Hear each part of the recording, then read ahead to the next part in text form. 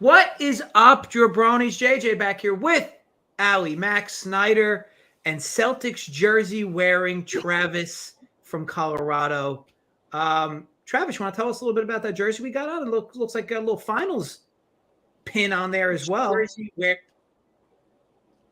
Yeah, I don't know what was someone just playing something in the background? I thought I heard your voice twice. So, I have the YouTube show up, so it was like... Well, Allie stepping in and ruining my thunder on my return to the show. But the Celtics, yeah, I got to rep the jersey tonight. You know, it's a big game. It's now a 3-game series, 2-2. So I got the Rondo jersey on, if you remember back in the day, you know, when Rondo used to be the man. You know, he's still got more rings than Chris Paul for those haters out there. So, yeah, I'm excited for the Celtics tonight. Can't wait for them to get the job done. Need to win this game in Miami. Yeah, if they lose, it's okay, down 3-2. It's still not over, but we'd like to steal one in Miami and then win this thing in Boston. So repping the squad tonight and hoping they can get a W. Respect and much love. So you show up to this golf show with a basketball jersey on. Allie's got Louisville Sluggers behind her, and Snyder's still showing off that William and Mary degree behind him. You just love to see it all around. Absolutely. So yeah, an interesting mix-up. Yes, last week, right? I mean, it seemed like a bit of a collapse, I guess, from Mito. I'll be honest, I did not watch what happened on the final hole, but I guess a bit of a collapse would be an understatement. You hate to see it though, young guy like that in that spot. But it did open the door for Willie Z and Justin T out of nowhere. Snyder, you're somebody usually with good input. What was your thoughts on how that ended last week?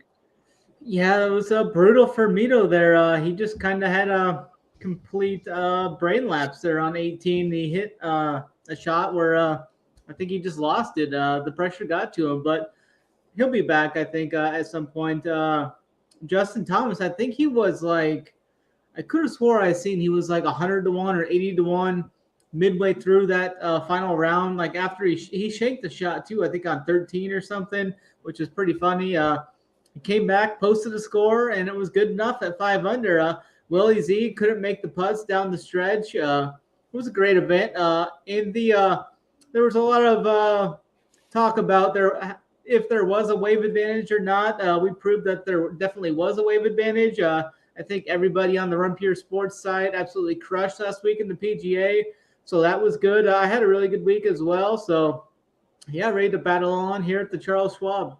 Awesome. And then Allie's William, or as some call him, Bill Zalatoris. That was interesting. Little T20 wire-to-wire winner there, Allie. Nice work. Yeah, and you know what? I said it in the group chat a little early, but my long shot last week, Mr. Cameron Young, what did he tie for 4th? I think that's where he finished. Yeah, he was up there. Willie Z tied for solo second. So he was. Rumor has it that Cam Young started falling apart when you started talking about it. Just so you know, there might be something to that. He was, and let's be honest, he was super live. And don't you just love it, Al? You mentioned that, and I'm like, yeah, Snyder, what are your thoughts? He's like, yeah, he was up there, whatever, you know, who cares? But yes, a good call on the long shot. T5 in there. Yeah. Overall, relatively good show all around, and yeah, it looked like there was some serious sweats to be had on the DFS and on Run Pure. Shame that certain things. Hoop was up in like 2nd or 3rd in the Millie Maker, and then everything that it was like the absolute worst run out with JT winning, and we had so many combos up there with Cam Young, Will Zalatoris, Rory was making a charge early in the day. Yeah, I mean, it was just an absolute brutal run out for our guy Hoop there. But, I mean, it was a great weekend all around. Snyder, you know what I just had learned here from this conversation alone? Allie is the one who ruined Cam Young. Hoop should have won $1 million. Allie, you owe Hoop $1 million. That's what I just learned right now. Listen, I don't make up the rules, Allie. I'm just telling you what happened. That's all. How come anytime someone's like, oh, Snyder comes in every week, he'll send like, oh, like Willie Z with the eyes or whatever. Like every time I say something, it's like, F you, Allie, you jinxed it. But Snyder's no one says F you. Just so you know, let's start there. Settle down. No one says F you. No, you're right. Nobody answers. Nobody even answers. That's, So Allie is extra feisty today. And you know what? I can appreciate it. I'm hoping the whole show kind of goes like this. And even you got even nice. First of all, putting nice in front of it. I'm not buying it. Kevin's likely an asshole because who would deliberately throw the word nice in front of their name? Like if you were an asshole, would you put asshole and then your name in a username? I wouldn't. So Kevin, sorry, I don't think you're that nice, douchebag.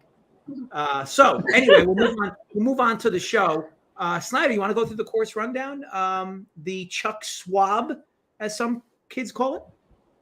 Yeah, I can hit on the course here really quick. It's going to be played at Colonial Country Club. It's one of the longest running tournaments for its venue. It's going to be a par 70 measuring just a little bit over 7,200 yards. It's going to play very similar to how Southern Hills did last week, but it's going to be much shorter. The second shot track has smaller bent grass greens here, around 5,000 square feet on average. There's going to be many bunkers here in play as well. I think there's 84 bunkers littering the property, 6 holes with water in play. The horrible horseshoe is going to be holes 3 through 5. It's one of the toughest stretches on the PGA Tour that they go through every year. 3, 4, and 5. 5 is going to be a really tough hole. It's going to have a 5% double bogey rate, which is really high. Hole 4 is a long par 3. It can play up to 250 yards at times. For showdown purposes, like we do some showdown content over here too, I think it's going to be a really good advantage to you guys starting on the back 9 this week in rounds 1 and 2, because you get 17, 18, 1 and 2 as a very easy best spot for you to get your birdie bonus, your 3-hole birdie streak together. So I really like that. Some key stats we'll be looking at: strokes gained approach, fairways gained around the green, and a good wedge game here. Awesome. And then even Ali, I believe that's pronounced McCann, has a burner flowing through the YouTube chat. You just hate to see it, Ali. I would look into that, maybe investigate it. Clearly somebody's stolen your username, and they're even kind of stealing things you say as well. So just letting you know what my perspective is there, because yes, you hate to see it. Mangone, maybe we start with you. A little DFS action. High, low, individuals you like, you don't like? Yeah, DFS should be fun this week. I'm excited for this one. I think I'm going to be on the Jordan Spieth train at the top. The guy has been like, I get it. He might be a little chalkier this week. I totally understand. But hey, in DFS, we don't have to just play all 5% guys everywhere. We got to eat some chalk in some spots. And I think I'm okay with eating the Jordan Spieth chalk this week, which is something I typically never say. And yeah, I think that the way he's been playing, he's been struggling with the putter. And listen, the putter is going to come around at some point for Jordan Spieth. And when it does, the dude's going to win, clearly, with the way he's playing right now. He's putted really well here. I believe, he's like the best course I think he's putted at on any course in his PGA, career. So this could be the perfect time for it to turn. He did just see his buddy JT win. So hopefully the good mojo is flowing for Jordan Spieth, and he is in contention on Sunday. So I like him here in this spot. And it's in Texas, right? And Texas is a spot where he's played pretty well over the course of his career. So that's one guy at the top that I am definitely going to be going to. Another guy that I want to talk about. Why do we switch to Allie over there? Damn it. I almost caught her. I caught her. I don't know what the fuck she was doing, but she wasn't paying attention at all, Travis. And I almost caught her just about a hair second late. Anyway, carry on. That's it. There's plenty more time for her to apply some chapstick and not pay attention to our picks. So, Ryan Harmon is up next for me. That's a guy that I really want to be, rostering in DFS. Like, his price tag at 7.8 is just, it's such a good and like safe play. It's like one of those nice floor ceiling combination plays. And that's what I really like to do in that like 7K range typically. Find a guy that I feel comfortable with his floor and comfortable with his ceiling. I typically like to have a guy that's lower owned in that 7K range if I can. He's not going to be like the highest owned guy in that range, but he's not going to be the lowest owned guy. There's so many different options that people are going to pepper in that high 7K range that I'm just okay with eating. Brian Harmon is one of my options. Now, I'm not going to eat all that chalk up at the top. You got to fade some of them at least within your lineup. So Brian Harmon will definitely be one of the guys, though, in that high 7K range that I'm all over. Love it. And see, even Best Pie Eater caught it. Let's Play caught it. This is public information. I'm not over here making shit up. I was about a second late from catching it live. Needless to say, Snyder, will go over to you for DFS. No, I wasn't texting. I was looking at the tweet. Like, who retweeted our tweet for this show? Yeah, I mean, Allie, stop lying to us. You're probably like swiping right on Bumble or something. Like, come on, settle down over there. Bumble? You think I'm on Bumble?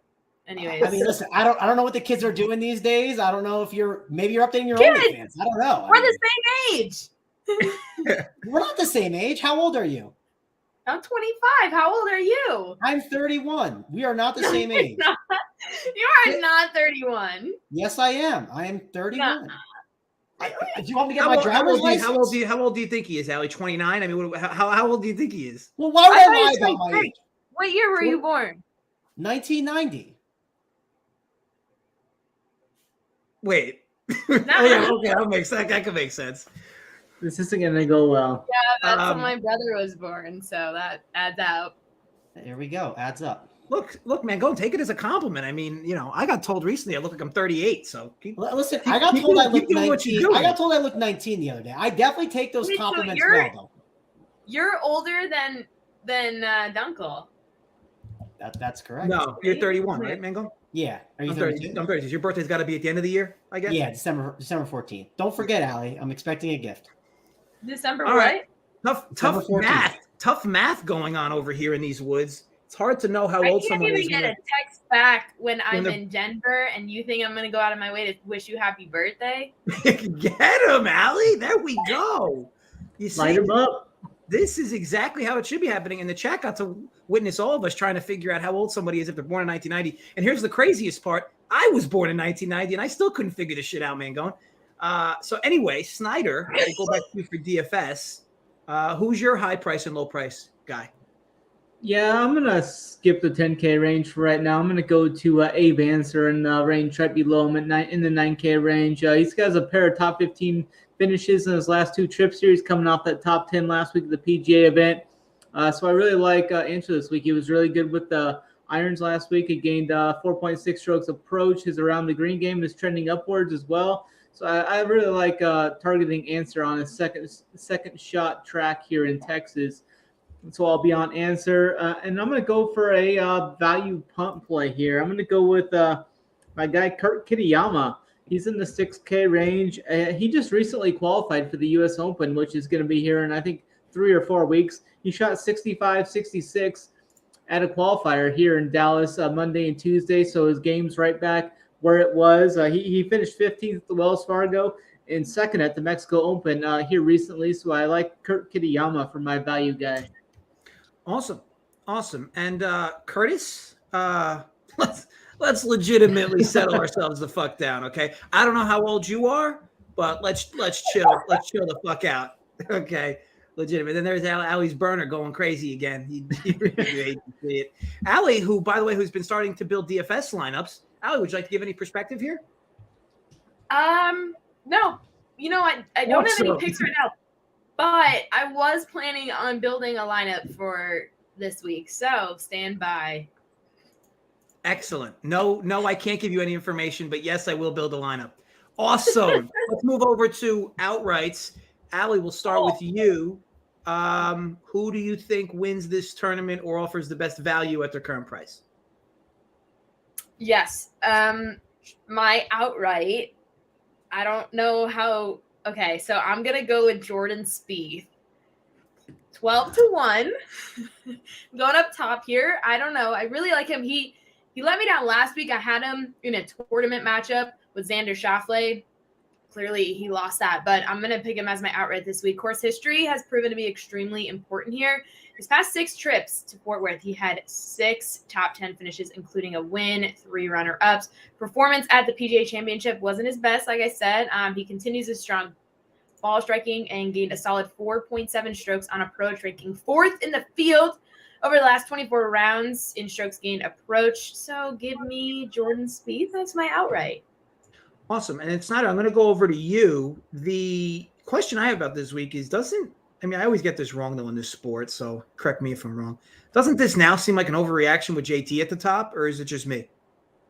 I could actually see JT going off on a run here. I think JT is like one of the guys I really like in DFS this week. I think he's going to be low on. People don't like to play the guy that just won the week off, but we've seen, I think it was a year and a half ago or so, we saw JT rattle off. I think it was 3 wins in 6 events. He had a first, third, fifth, first, second, first or something run to end the year. I think it was back in 2020 to end that year. I think JT, he sees Scotty up there, number 1 now. He sees all those guys. I mean, JT's actually fallen in the official World Golf rankings. I think he was down to like 8th or something. I think he took that a little personal. I think he's going to come out firing here this week. I'm not going to bet him. No, I will be on him in some DFS wise.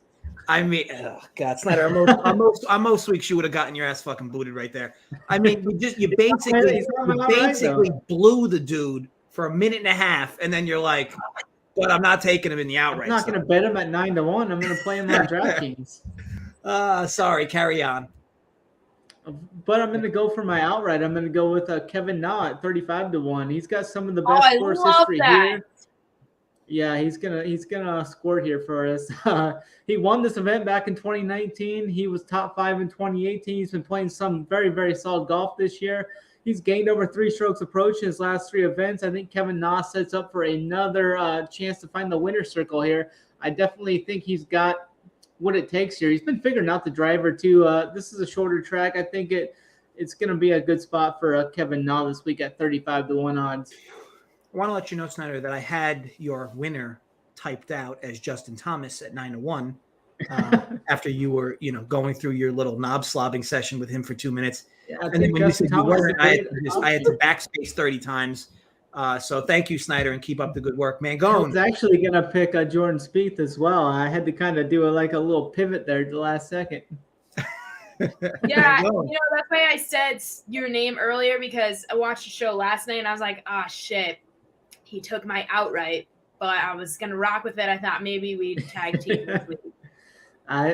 Uncle would not have been happy if I would have back-to-back. This show just never does well when any of you two agree on the same player for an out. It just never happens. Now, granted, at one point, we're all going to get proven wrong, right? But it just hasn't happened yet. Anyway, Mangone, please save the show right now. Who's your outright winner? Yeah, I mean, Dunkel. I said what I said. Dunkel, if Allie's getting out of line, you know what to do. Put her in timeout. But listen, this is the thing, Allie. I just want to call this out. You're arm in arm with Snyder. You're never arm in arm with Uncle T, and that is why you're not his favorite. So let's throw that out there also as well. But Uncle T and I were arm in arm the last show he was on. I didn't watch it, so it didn't happen. So let's talk about Abe Answer, though, because I like him a lot as an outright, and I like him way more as an outright. And the reason why I think he's better for that than DFS is he's 40-1 as an outright bet, right? And he's 9,300, and you can get some really good golfers at like Kevin Na, for instance. You get him at 37-1 when he's 8.1K. So I think from a DFS perspective, I really like instead I like betting Answer rather than playing him in DFS. I still think he's fine, and he has he's got upside obviously, but I think that price at 40-1 is just so strong. So he is going to be my guy. I love living that 20 to 40-1 range. So give me Abe Answer as my outright. What odds are he? 40-1, you said? Yeah, he's 40-1 on DK, FanDuel 32-1. So obviously price shopping is really important. I actually like Abe Answer this week. I must agree with that. I had a really hard time picking one outright for the show. Well, you got Spieth in there, so kudos. Now, as far as your long shot, Allie, who do we like with some long shot value? All right, so I'm going to give you 2 long shots here. Number 1, Maverick McNally, 70-1. He's proven to be dangerous on short courses. Irons are normally his calling card, despite losing strokes on approach his last 2 starts. I think if he could have a slight fix on the iron play, he'll be able to put himself in contention this week. Yeah, he finished T20 here last year as well. So I also like Cameron. Now here we go. Is it Tringale? I believe it's Tringale. Snyder, correct me if I'm wrong. Triangle. Oh yeah, I forgot. Snyder mispronounced names on purpose.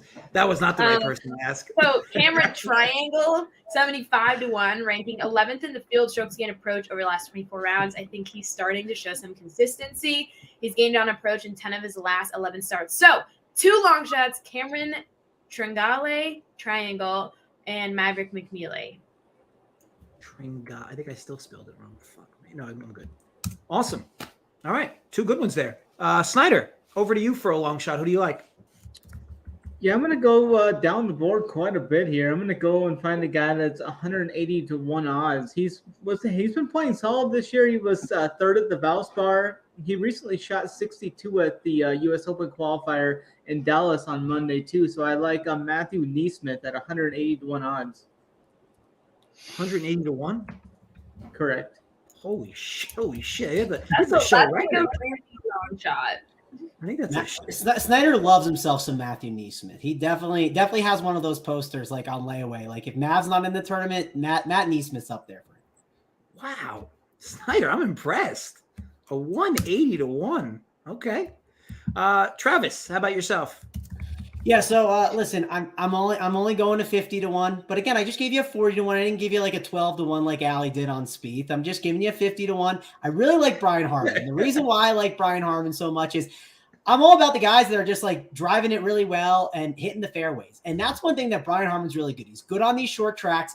On top of that, you see a lot of guys who have won here in the past, like they're kind of like more veteran type golfers. It's not first time winners. And Brian Harman, he's at that age of like 35. You know, this is a perfect event for him to win. He's looked so good over the past year and a half. And I think this is a good one that he can definitely ship. So I like Brian Harman at 50 to 1. The alley eye roll there with the backhanded remark from you, Travis, was fantastic. Just like in case you missed it. Okay, so let's slide over to T20s. Mangone, we haven't started with you yet on this show except for DFS. No, so Snyder, we'll start with you. We haven't started with you yet. T20, who do you like? I mean, now we're fucking muted, Snyder.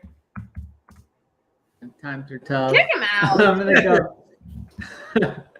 I'm gonna go with my guy Davis Riley at plus 190. He's been playing really solid golf, 3 straight top 15s his last 3 events. His iron game was one of the best last week at the PGA Championship. He's been great to the green over the last 3 events. So I like Davis Riley at plus 190. I'm gonna give you a longer shot 1-2 here. I'm gonna go with Austin Smotherman. Sometimes we call him Smother Goat in the Discord chat.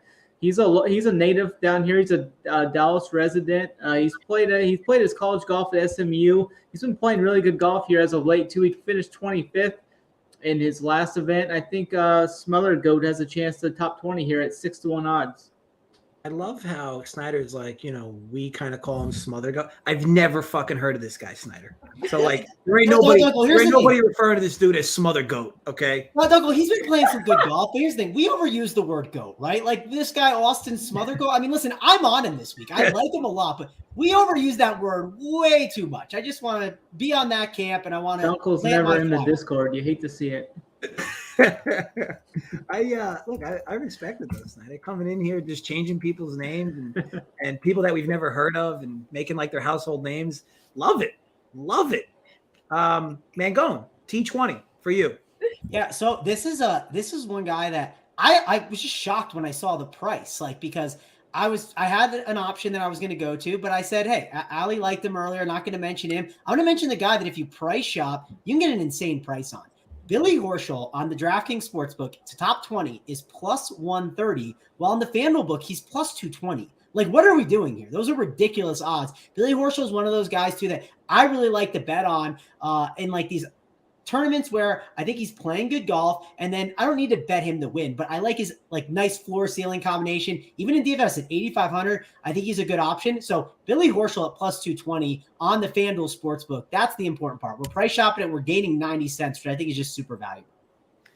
Horschel. What I like most about when Mangone talks now, it's that, like, Ali is consistently not paying attention. Like, consistently not. Like now the phone, which by the way, that's got to be an Android. Look at the size of that fucking phone in the camera. It's anyway, literally Ali, a plus. Ali, oh, over look to at that. you. Look who just texted me. Kurt. I can't. Kurt. Now he's harassing my messages. Ali, T20. What do you like? Yeah, so going with Snyder here, which by the way, Snyder and I filmed a top 20 video today that will be up on the Twitter for Bank on it, but I'm going top 20 Kevin Na plus 160 over at FanDuel. Like Mangone said, shop around because he was plus 130 on DraftKings. He has a win and 3 top 15s at this event, is improving as of recent. He's gained 4.7 strokes on approach over his last 3 starts, ranking 9th in the field over the last 24 rounds in this stat. And first from 125 to 150 yards in the field.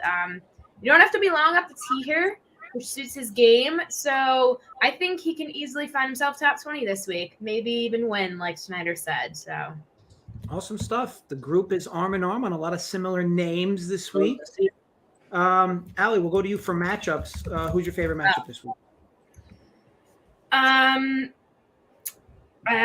So Max Homa over Billy Horschel, minus 120. Almost coming up. What? Oh, Mangone gives out Horschel in a T20, and here's Allie fading him in a matchup. That's why I laughed. That's why I said Horschel. Anyways, so Homa's coming off a solid T13 PGA Championship, as well as a win at the Wells Fargo, ranking 3rd in the field over his last 24 rounds, strokes gain approach. I don't know. I just see he's trending upwards. So I'm going to take Max Homa over Billy this week. Sorry, I was watching what should have been a called strike 3 in an Atlanta game and wasn't. This just yeah, it just no, it didn't freeze. I was watching the baseball game, and I don't know how that wasn't called strike 3. Okay. So anyway, yes, Homa over Horschel. Mangone, comments on that? Yeah, I mean, listen, losers lose and winners win. So see you later, Allie. And Brandon, we got Chuck Schwab in the top left. Yes. I've been told I look like Charles Schwab. I think Charles Schwab's 147 years old, though, so I guess I could look like better individuals. Needless to say, let's slide over to you, man, going for matchups. Who do you like? You know, it would be great if you had Billy Horschel over Max Homa. You know, that would be great, but not this week, Dunkel. Not this week. We're taking a shot at Snyder, so we're hitting him with the steel chair in the back. We're going against his boy Colin Morikawa. We have not had a lot of Colin Morikawa slurping on this show lately, and it's been good. Yeah. Jordan Spieth, minus 110 against him. I think it's a really good bet. So I am off the Morikawa train. I am on the Jordan Spieth train. Those are things you never hear me say. You never hear Snyder saying. Snyder might even agree with me this week. That's how crazy it is, because he has not talked too much about Morikawa this week. I listened to the show last night. Seems like he's off him all week. So what's going on there, Mitch? I mean, Morikawa's your boy. I mean, usually you haven't even said his name yet. It's going to be a little windy here. I think it's going to be windy over the weekend. He hasn't played well in the wind. I'm looking at hoping that Morikawa finishes 15th to 20th or something like that, because I really like him next week at the Memorial. He's got a first and a second on that golf course, so I'm really looking to target Morikawa next week and hopefully lower ownership, as he's going to be pretty popular this week. I'm seeing him probably around 20%, so hopefully he doesn't do too good this week is what I'm kind of getting at. But I'll probably play a little bit of him in my MME, if my 150 lineups or whatnot, but I still haven't made any teams over there, so I'm not sure what I'll do. Did I miss it? Did you give a matchup you liked? I haven't yet. Oh, okay. Okay, sorry. Yes. Feel free to fire away with your matchup, Snyder. I'm going to go with Adam Long versus Ian Poulter, minus 110. These two golfers are kind of going in opposite directions. Adam Long has the top 15 in 2 of his last 3 events, has finished inside the top 20 in 2 of his last 3 trips to this event. So I like Adam Long there. Ian Poulter, his recent form is miscut 59th, 42nd, and miscut. So I really like Adam Long versus Ian Poulter this week. Awesome. And anytime I hear Ian Poulter, I think of the movie Poltergeist.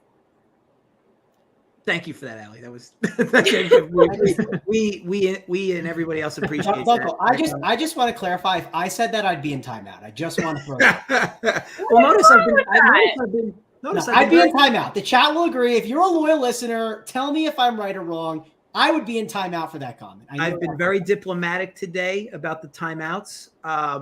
So yes, next week will be a little different, but I've been very, very diplomatic today. So kudos to me. And kudos to you guys for not doing anything super egregious that would have definitely gotten you kicked. And Brandon, no. Typically, the button stops at 2 or 3. There would not have been another one on button. So there you go. I see like a comment like that could have gotten me booted. You see, but we're all just on our good behavior today. Final notes. Allie Mack, anything for you on this course? No. Good. Excellent. Fantastic. No, I'm Great excited. stuff. I don't know. I really like Kevin Na this week. If I must say, I will play him in my DFS lineup. So I'll end on that. Okay. Great. Fantastic. Allie, any final notes? Nope. Perfect. Mangone, final notes? My final note is go Celtics. Shipping tonight. Let's make it 3-2, and let's go back to Boston and get a W. Love it. Snyder? My final thoughts will be check out the Showdown content, check out all the content over on runpuresports.com, and use promo code PGA50 for a limited time. We're going to run that promo back this week. Since we had such a good week last week, we're going to run the promo back one more week here. PGA50 will get you 50% off your first month for all sports, one price. Awesome. Thanks, Tyler. So yes, folks, as always, gamble responsibly, stay safe, and yes, run pure